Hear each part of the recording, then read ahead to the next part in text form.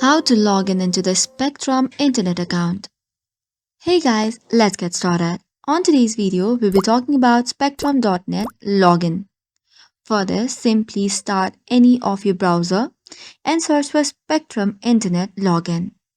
Tap on the first link by www.spectrum.com.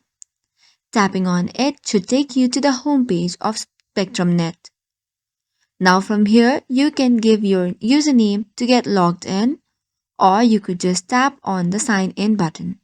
If you're not a customer yet, you have an option to get started as well. Tap on the sign in button, which should take you to another page. On this page, you can log in via credentials. The credentials include the username and then the password. Optionally, you can even choose to stay signed in on the device. Then after tap on the button and you're good to go.